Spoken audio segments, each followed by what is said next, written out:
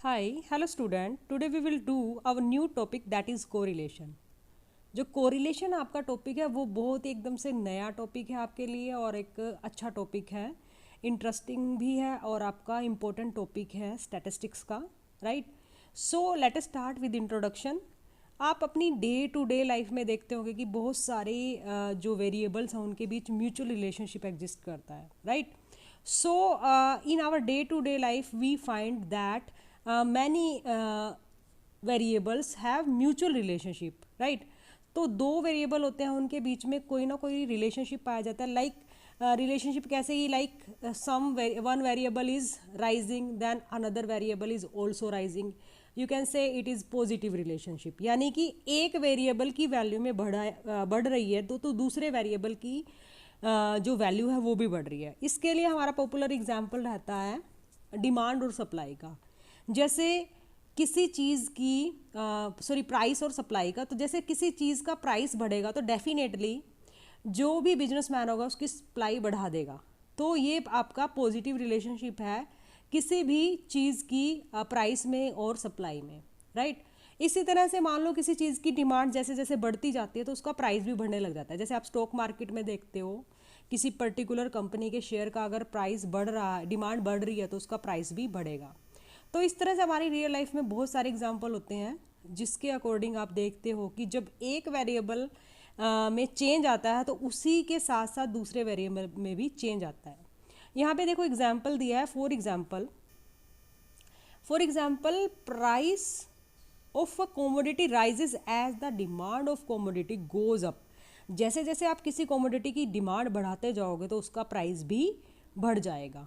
Up to a certain time period weight of a person increases with the increase in age. ये भी आप देखते हो जैसे जैसे आपकी एज बढ़ती है तो एक टाइम तक आपका वेट भी बढ़ता जाता है। Similarly the temperature rises with the rise in the sunlight. Definitely जब सुबह का टाइम होता है तो आप देखते हो कि जो टेम्परेचर है वो कम होता है, राइट? और जैसे जैसे आपका सनलाइट बढ़ती रहती है यानी कि दिन होता रहता है तो आपका टेम्परेचर भी राइज करता है। तो ये फैक्ट हैं जो कुछ इंडिकेट करते हैं कि there is something some relationship, some mutual relationship that exist between the demand of a commodity and its price, the age of a person and its weight, his weight, the sunlight and temperature. तो इस तरह से ये तो कुछ example है, इस तरह से बहुत सारे एग्जाम्पल हो सकते हैं। लाइक आप स्टूडेंट हो, पीएचडी कर रहे हो, राइट? आप कोई रिसर्च प्रोजेक्ट कर रहे हो तो आप इस तरह से वेरिएबल लेते हो दो, उनके बीच में आप कोरिलेशन उनको यूज़ कर सकते हो अपने एनालिसिस के लिए। तो कोरिलेशन जो आपका एनालिसिस है उसको हम बाईवेरिएट या फिर मल्टीवेरिएट एनालिसिस बोल सकते हैं, राइट? सो एक डेफिनेशन भी कर लेते हैं, ठीक है? तो डेफिनेशन हर एक टॉपिक की करना ज़रूरी है। डेफिनेशन से आपको उसका जो आउटलाइन है वो समझ में आ जाती है। लाइक यहाँ पे सिम्पसन एंड कॉफका के अनुसार जो है आपकी एक डेफिनेशन है, correlation analysis deals with the association between two और मोर वेरिएबल। देखिए कोरिलेशन में ज़रूरी नहीं है कि आप सिर्फ मिनिमम दो होने चाहिए। That's why it is called bivariate analysis and multivariate. Multivariate कब होगा कोरिलेशन? जब उसमें तीन या तीन से ज़्यादा वेरिएबलों को आप स्टडी करोगे। और बाईवेरिएट कब होगा? जब आप इसको दो वेरिएबल स्टडी करते हो, ठीक है? तो दो वेरिएबल तो इसमें स्टडी करते ही हैं, मिनिमम रिक्वायरमेंट है, राइट?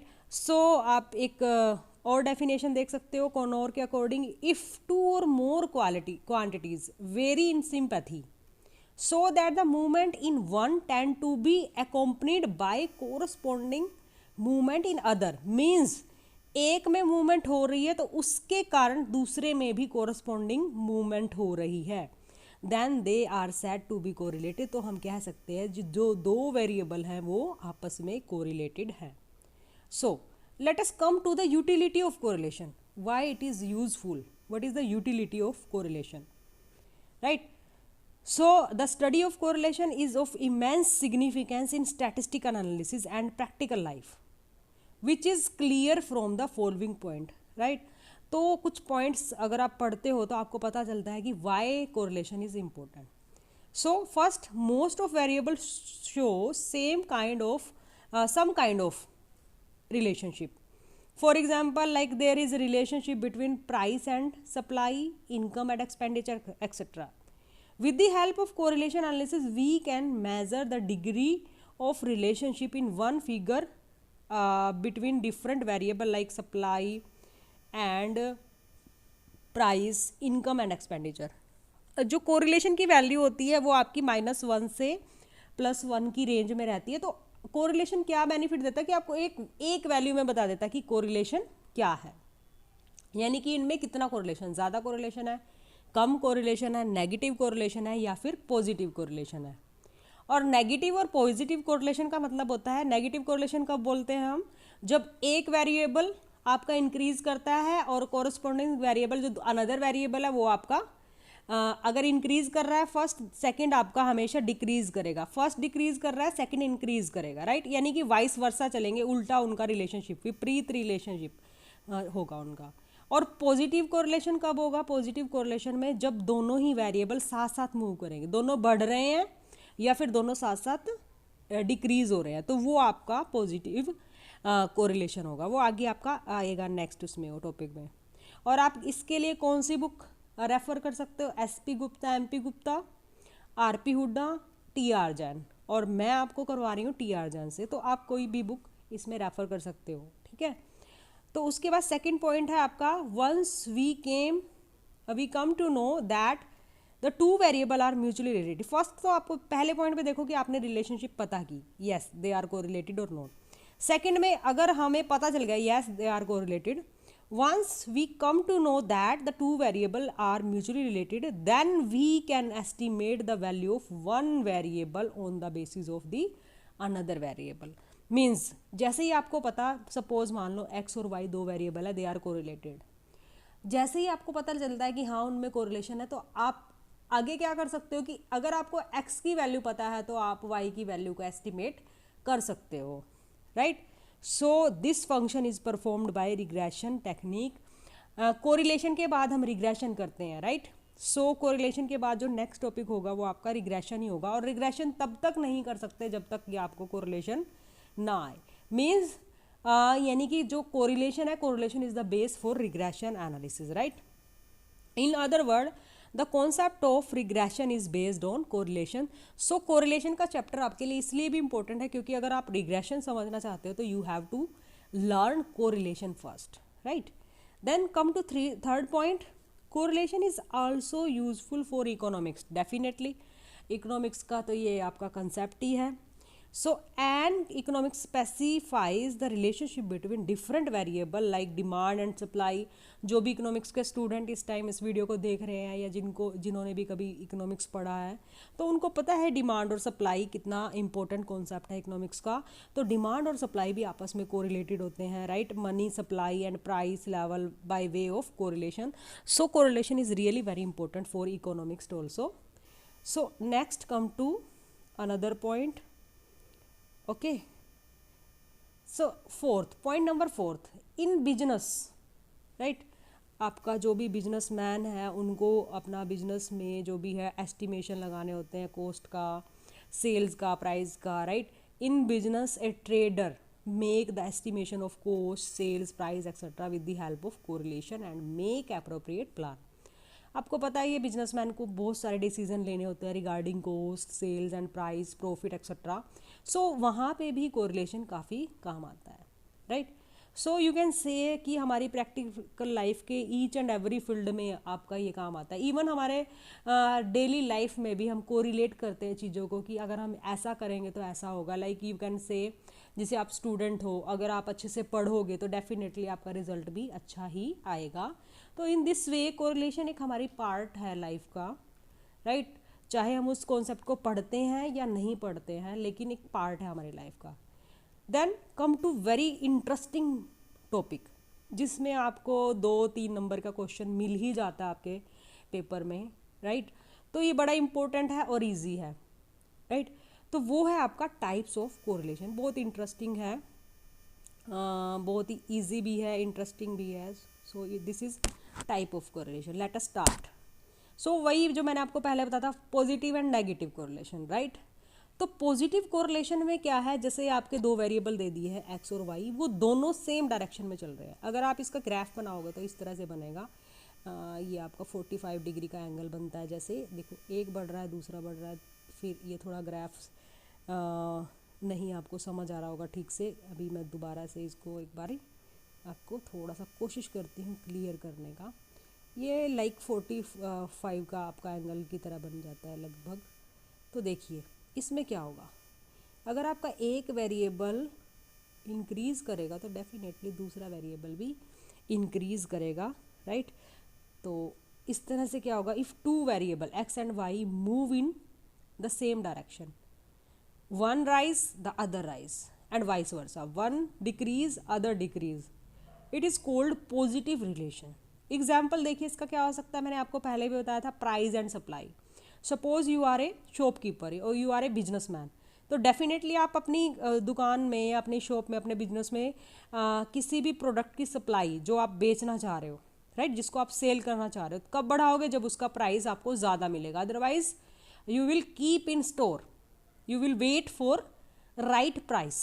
okay, so जैसे आपका प्राइस बढ़ेगा तो डेफिनेटली बिजनेसमैन उस प्रोडक्ट की सप्लाई भी मार्केट में बढ़ा देगा, अदरवाइज वो अपने गोडाउन में रख लेगा उस सामान को।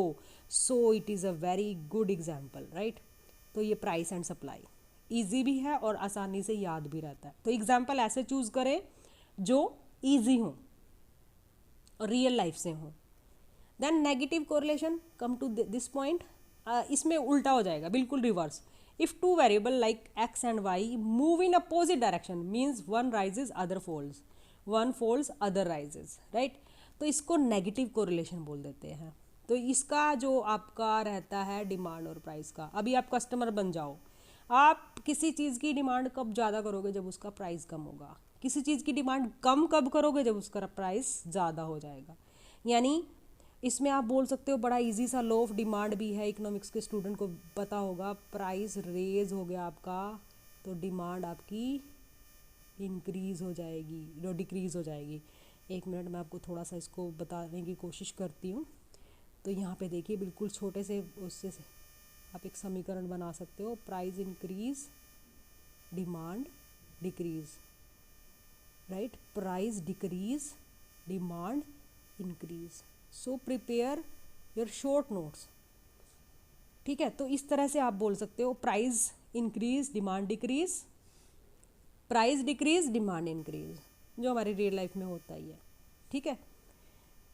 अभी आते हैं दूसरे टाइप का जो है आपका जो कोरिलेशन है। ये देखिए जो आपका पॉजिटिव और नेगेटिव कोरिलेशन है वो आपका on the basis of direction of change है। यहाँ पे डायरेक्शन चेंज हो जाती है, एक की डायरेक्शन अपवर्ड है, दूसरे की डायरेक्शन डाउनवर्ड है इन केस ऑफ नेगेटिव, और दोनों की डायरेक्शन सेम है इन केस ऑफ पॉजिटिव।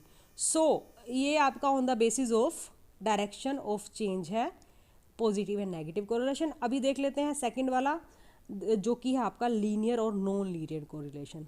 अभी नॉन लीनियर और लीनियर जो कोरिलेशन है वो किसके बेस पे होता है, चेंज इन प्रपोर्शन, जो चेंज हुआ है वो किस प्रपोर्शन में हो रहा है उसके अकॉर्डिंग आपका बनता है लीनियर और नॉन लीनियर, राइट। अगर आपको बेस पता तो आसानी से आप कर सकते हो। अभी देखो कम टू फर्स्ट लीनियर में क्या होगा, लीनियर में आपको इससे नाम से भी समझ में आ रहा होगा कि एक लाइन बनेगी। जब आप कोरिलेशन के पॉइंट्स को मिलाओगे, ठीक है, तो आपका जो ग्राफ होगा वो एक लाइन बन जाएगी। जैसे कि ये सीधी लाइन, जो भी पॉइंट्स होंगे ऐसी भी हो सकती है, वो डिपेंड करेगा कि कोरिलेशन आपका पॉजिटिव है नेगेटिव है। पॉजिटिव में ये लाइन बन जाएगी, नेगेटिव में ऐसे 1 मिनट, यस, कोशिश करती हूँ मैं थोड़े से स्पेस में बनाने की इसको। देखिए जो आपका अगर लीनियर में ऐसे लाइन बन जाती है ऐसे, ठीक है, जो भी पॉइंट्स होंगे एक्स वाई की वैल्यू वो प्लॉट हो जाएंगे आपके उस पर सीधी लाइन में, तो उसको लीनियर बोल देंगे, राइट। तो देख लेते हैं क्या है ये। If ratio of change of two variable x and y means change in x divided by change in y divided by change in x remains constant throughout आउट। मीन्स अगर मान लो आपकी ये यहाँ पे एग्जांपल दिया है कि every time supply of commodity rise 20%, हर बार जो आपकी सप्लाई है वो 20% इंक्रीज हो रही है और जो प्राइस है वो हर बार 10% इंक्रीज हो रहा है। यानी कि जो रेशो है वो आपकी 2:1 रहती है, ठीक है। वो आपकी 2:1 रहती है, क्योंकि 20 को और जब आप 10 को रेशो में कन्वर्ट करते हो वो 2:1 आ जाएगा। नेक्स्ट टाइम मान लो 40% चेंज हुआ, अगर मान लो 40% चेंज होता है आपका इसमें सप्लाई में, ठीक है, और 20% चेंज होता है आपका प्राइस में, ठीक है। तो अभी 20 को और 40 को जब आप रेशो में कन्वर्ट करोगे तो ये भी 2:1 आएगा। तो इस तरह से, ठीक है, तो यानी कि रेशो आपकी सेम रहेगी इसमें, तो वहाँ पे आपका जो है लीनियर बन जाएगा, एक लाइन के ऊपर आपकी प्लॉट हो जाएंगी सारी value, right. Then come to next curvilinear correlation. If the ratio of change between the two variable is not constant but changing, correlation is said to be curvilinear, like as when every time price of a commodity rises by 10%, then sometime its supply rises by 20%, sometime 10%, sometime 40%। Means देखिए यहाँ पे क्या कर रहा है कि price तो हर बार 10% से इंक्रीज हो रहा है, राइट, प्राइस तो हर बार 10% से हो रहा है, लेकिन जो सप्लाई की रेशो वो चेंज हुई जा रही है। ये 10:2 पहले होगा 20, 1:2 रह गया, फिर 10:10, 1:1 रह गया, फिर 10:40 लिखोगे तो आपका 1:4। तो आपकी हर बार रेशो इसमें चेंज होगी। देखो पहली बार 1:2 होगी, सेकंड टाइम में 1:1 होगी, और थर्ड टाइम में आपकी 1:4 होगी। इस तरह से ये आप करके देख सकते हो। तो आपका जो कर्व है वो लाइन नहीं बनेगा, बल्कि कुछ इस तरह से आपका कर्व बन जाएगा, कर्वी लीनियर, इसीलिए इसको बोलेंगे curvilinear, right, correlation. So let us see if the ratio of change between the two variable is not constant but changing, correlation is said to be curvilinear, right. In this case, curvilinear correlation value of the variable plotted on a graph will give a curve। वो आपको curve देंगे, एक line नहीं देगी। यहाँ पे देखिए ऊपर वाले में आपको स्ट्रेट लाइन मिलेगी और यहाँ पे आपको एक कर्व मिलेगा, राइट। लीनियर में पूरी स्ट्रेट लाइन बनेगी ऐसे, राइट, और यहाँ पे आपका कर्व बनेगा ऐसे, कुछ इस तरह से कर्व, वो डिपेंड करेगा चेंज के ऊपर, right. So now come to third type of third categorization किस तरह से होगा। वो थर्ड जो कैटेगरी, देखो पहला था on the basis of direction, right, जो हमने कर लिया है। सेकंड था on the basis of change in proportion.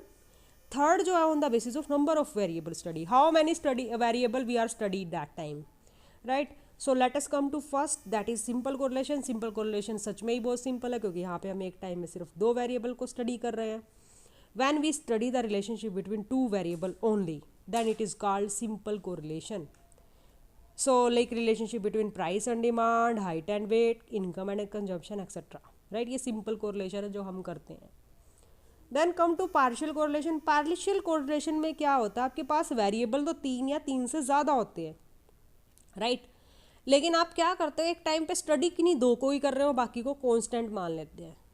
जैसे जिसने भी इकोनॉमिक्स पढ़ा होगा, लॉ ऑफ डिमांड उसका एक बढ़िया एग्जांपल है। लॉ ऑफ डिमांड में हम क्या करते हैं, प्राइस को, डिमांड को स्टडी करते हैं, income of the consumer, taste of the consumer, style, fashion वगैरह वगैरह जो भी जितने भी हैं उनको हम कांस्टेंट मान लेते हैं, ठीक है। चलो यहाँ से भी एग्जांपल देख लेते हैं। यहाँ पे क्या एग्जांपल दिया है, एक बार इसको स्टडी कर लेते हैं। व्हेन 3 और more variable are taken but relationship between any two, जो मैंने अभी बताया था, सिर्फ 2 का वेरिएबल स्टडी कर रहे हैं हम एक टाइम पे, assuming other variable as constant, बाकी वेरिएबल को हमने कांस्टेंट मान लिया, then it is called partial correlation. Suppose under constant temperature, suppose देखो यहाँ पे क्या है, टेम्परेचर को कांस्टेंट मान लिया, we study the relationship between amount of rainfall and wheat yield, यानी कि गेहूं का जो यील्ड है, गेहूं की जो प्रोडक्शन है, और जो रेनफॉल है, यानी कि बारिश कितनी हुई और गेहूं की जो आपकी प्रोडक्शन वो कितनी हुई, उसको मेज़र कर रहे हैं। और तीसरा वेरिएबल भी है हमारे पास टेम्परेचर, लेकिन हम टेम्परेचर को यहाँ पे हमने क्या कर लिया है, कांस्टेंट मान के हम स्टडी सिर्फ 2 को कर रहे हैं, रिलेशनशिप हम सिर्फ 2 का चेक कर रहे हैं, तो ये आपका पार्शियल कोरिलेशन है। Then come to third point, multiple. Multiple में क्या है, जितने आपको वेरिएबल दिया सबको एक साथ स्टडी कर दो, उसको मल्टीपल कोरिलेशन बोल देते हैं। एग्जांपल वही है सेम ऊपर वाला। इन्होंने क्या किया, देखो वेरिएबल ले लिया रेनफॉल, 3 वेरिएबल दिए हुए थे पहले भी, इन्होंने क्या किया, रेनफॉल, टेम्परेचर और यील्ड, यानी कि कितनी प्रोडक्शन हुई गेहूं की, वो तीनों ही एकदम से स्टडी कर लिया, तो इसको बोला इन्होंने multiple correlation. So in this way you can see the type of correlation, जो कि बहुत ही ईजी है और इम्पोर्टेंट भी है आप लोगों के लिए। नेक्स्ट देखो, एक वर्ड होता है भाई कोरिलेशन एंड कोजेसेशन, ये भी बहुत इंपॉर्टेंट है आपका, राइट। कई बार एक क्वेश्चन आ जाता है आपके पास 4 मार्क्स का, या फिर 4 मार्क्स में ही आ सकता है ये आपका, ठीक है। तो ये क्वेश्चन भी बड़ा इंपॉर्टेंट क्वेश्चन है और आपके लिए जानना भी बड़ा ज़रूरी है। तो यहाँ पे देखिए क्या होता है, correlation is a numerical measure of direction and magnitude, ये तो अभी आप देख ही चुके हो, ठीक है। जो कोरिलेशन होता है वो आपका न्यूमेरिकल मेजर है डायरेक्शन का और मैग्नीट्यूड का of the mutual relationship between the values of 2 और मोर वेरिएबल। डेफिनेटली हम इसमें वही 2 और 2 से ज़्यादा वेरिएबल की जो म्यूचुअल रिलेशनशिप ही चेक करते हैं। But the presence of correlation should not be taken as belief that 2 correlated variable necessarily have casual relationship as well। देखिए ये ही एक लाइन है जो आपकी बहुत ही ज़्यादा इंपॉर्टेंट है। यहाँ पे क्या कह रहा है कि सपोज कोरिलेशन है किन्हीं 2 वेरिएबल में, लेकिन ये ज़रूरी नहीं है कि अगर किन्हीं 2 वेरिएबल में कोरिलेशन है तो वहाँ पे कैजुअल रिलेशनशिप भी हो सकता है, ऐसा ज़रूरी नहीं है। Correlation does not always arise from casual relationship, but with the presence of casual relationship, correlation is certain to exist। देखिए ये इंपॉर्टेंट लाइन है, अगर मान लो किन्हीं 2 वेरिएबल में कोरिलेशन है तो इसका मतलब ये नहीं है कि उनमें कैजुअल रिलेशनशिप भी है, लेकिन अगर किन्हीं 2 वेरिएबल में कैजुअल रिलेशनशिप है इसका मतलब definitely there is correlation, right. तो ये आपने देखना है ध्यान से, ये लाइन बहुत इंपॉर्टेंट है। क्या कह रहा है ये कि कोरिलेशन अगर है तो इसका मतलब ज़रूरी नहीं है कि उनमें कैजुअल रिलेशनशिप भी होगा, कोरिलेशन ऐसे भी हो सकता है। सपोज़ मैंने सैटरडे को ब्लैक कलर का सूट डाल लिया और ब्लैक कलर को हम अटैच करते हैं शनि महाराज से, तो वो एक सिर्फ एक इत्तेफाक हो सकता है, कोइंसिडेंस हो सकता है, ज़रूरी नहीं है। या फिर आप फ्रेंड्स जा रहे हो, 4 फ्रेंड्स ने आपने सेम कलर की शर्ट डाल ली होगी, नहीं तो वो भी आपका सिर्फ एक इत्तेफाक हो सकता है, कोइंसिडेंस हो सकता है, ज़रूरी नहीं है वहाँ पे कोरिलेशन हो। बट अगर किन्हीं 2 वेरिएबल में कैजुअल रिलेशनशिप है, कारण और परिणाम, कैजुअल रिलेशनशिप क्या है, कारण और परिणाम, cause and effect, means if you have 2 variable and one variable is cause and other variable is effect, then there is definitely correlation between these variable। like price increase हुआ, due to increase in price there is increase in demand, right। so there is causal relationship between demand and price, so there will be definitely correlation, right। so presence of high degree of correlation between different variable may be due to following reason। तो कुछ कारण होते हैं, कुछ reason है जिनके कारण 2 variable में क्या हो सकता है, कोरिलेशन हो सकता है। Late us start. So mutual dependence, the study of economic theory shows that it is not necessary that only one variable may affect other variable, it is possible that 2 variable may affect each other। Sometime क्या होता है कि हमें लगता है कि एक variable दूसरे को इफेक्ट कर रहा है, लेकिन उल्टा हो सकता है। मान लो हमारे पास x और y है, तो कभी x ने y को इफेक्ट कर दिया, कभी y ने x को इफेक्ट करते, ऐसा भी हो सकता है। तो यहाँ पे ये चीज़ भी हो सकती है, ठीक है। सो it is possible that 2 variable may affect each other mutually। in such situation it is difficult to know which one is cause and which one is effect। तो हमारे लिए मुश्किल हो जाएगा भी इफेक्ट कौन सा है और कॉज कौन सा है, ठीक है। फॉर एग्जांपल ये देखिए, price of a commodity is affected by the force of demand and supply. Definitely आप सबको पता है कि जो प्राइस है किसी भी कमोडिटी का वो डिमांड और सप्लाई से अफेक्टेड होता है, राइट। सो तो आपका होता है according to law of demand with the rise in price. दूसरी चीज़ें हैं जो भी हम सबको कांस्टेंट मान लेते हैं, लाइक इनकम क्या है आपकी, टेस्ट क्या है, उसको मान के आपने कांस्टेंट, तो हम ये मान लेते हैं कि लॉ ऑफ डिमांड क्या कहता है, जैसे भी प्राइस राइज होगा प्राइस में तो demand for the commodity will fall, वो कम हो जाएगी, ठीक है। Here rise in price is the cause and fall in price is effect. Definitely देखो कारण क्या है, डिमांड के फॉल होने का प्राइस, क्योंकि प्राइस बढ़ा, प्राइस का बढ़ना आपका रीज़न है, कारण है, कोज है, और डिमांड का घट जाना, डिमांड का फॉल होना, फॉल इन डिमांड, वो आपका इफेक्ट हो जाएगा। On the other hand with the fall in demand दूसरा भी हो सकता है ना, मैं डिमांड कम कर दूँ तो डेफिनेटली प्राइस भी अपने आप ही फॉल करेगा, ठीक है। On the other hand with the fall in demand price of the commodity fall, here fall in demand is the cause and fall in the price is effect, तो ऐसा भी हो सकता है। So there may be high degree correlation between two variable due to mutual dependence, but it is difficult to know which one is cause and effect, right? तो ये बड़ा मुश्किल हो जाता है इस तरह से की स्टडी में कि कोज क्या है और इफेक्ट क्या है। दूसरा क्या हो सकता है आपका, दूसरा रीज़न है आपका due to pure chance. In small sample it is possible that two variable are highly correlated but in universe these variable are unlikely to be correlated। आप यूनिवर्स को जानते ही है, यूनिवर्स वर्ड का पता होगा, नहीं है तो मैं बता देती हूँ। यूनिवर्स मतलब पॉपुलेशन होता है यहाँ पे, और पॉपुलेशन का मतलब होता है कि जो भी आप स्टडी कर रहे हो उसमें टोटल यूनिट कितनी है। Like if you want to study the number of student of a university, तो then total number of student of that university will be your population, और you may say universe, right.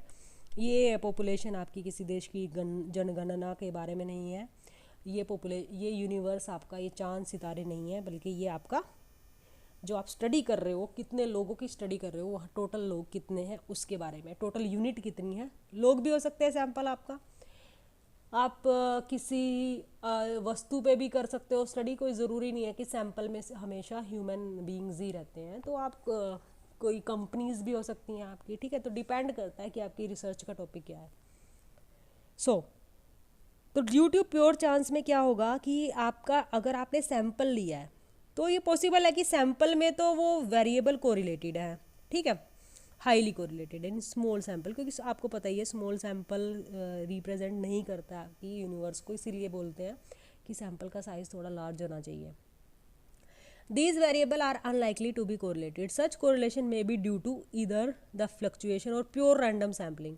कई बार pure random sampling कर ली आपने and due to biasness of, कई बार क्या होता है कि इन्वेस्टिगेटर ने जानबूझ के ही सैंपल में वो यूनिट चूज़ कर ली जैसा वो रिजल्ट चाहता था। जैसे यहाँ पे देखिए आप, यहाँ पे क्या रखा है, इनकम ले रखी है इन्होंने, और इन्होंने वेट लिया हुआ है। इनकम देखिए 5000 से 6000 हुई, वेट 100 से 120 हो गया, then 7,000, then 140 is weight, then 8,000, weight is 160 kilogram, and income is 9,000 and weight is 180.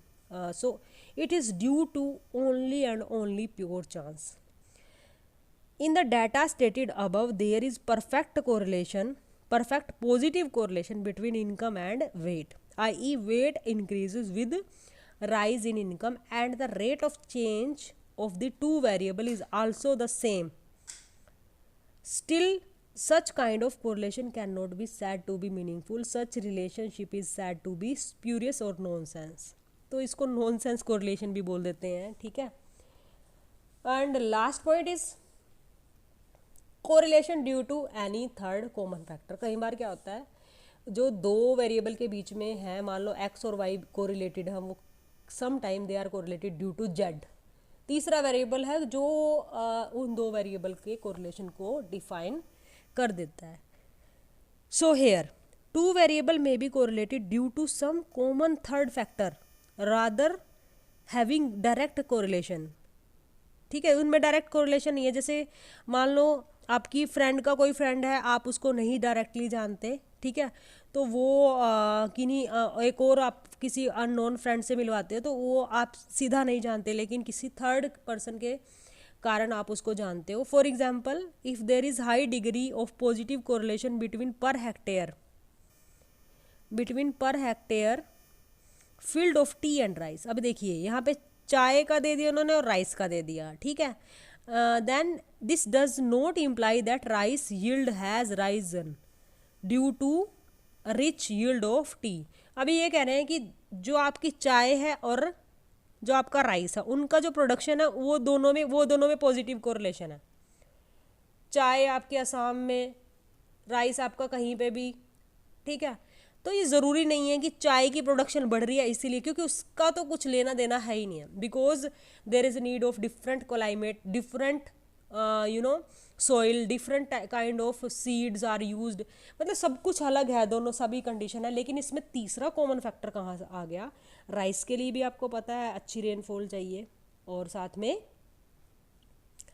जो आपके टी है उसके लिए भी अच्छी रेनफॉल चाहिए। तो यहाँ पे क्या हो गया, another reason of good yield of these two is good rainfall well in time, right, affect the both of these two. यानी कि प्रोडक्शन बढ़ रही है राइस की और टी की, और हमें लग रहा है कि उन दोनों में कोरिलेशन, ऐसा नहीं है।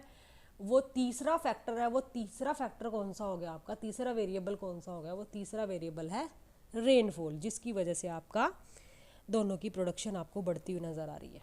ठीक है, ये आज के लिए इतना ही, इस लेक्चर में इतना ही। नेक्स्ट जो है आपका डिग्री ऑफ कोरिलेशन, वो हम नेक्स्ट क्लास में मैं आपको कराऊंगी। अभी के लिए इतना आपके लिए काफ़ी है।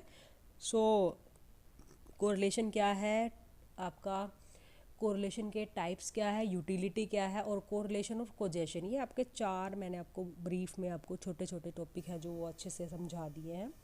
तो नेक्स्ट क्लास में हम करेंगे डिग्री ऑफ कोरिलेशन, जो कि एक अच्छा टॉपिक है, इंटरेस्टिंग टॉपिक है। So till then, goodbye, have a nice day.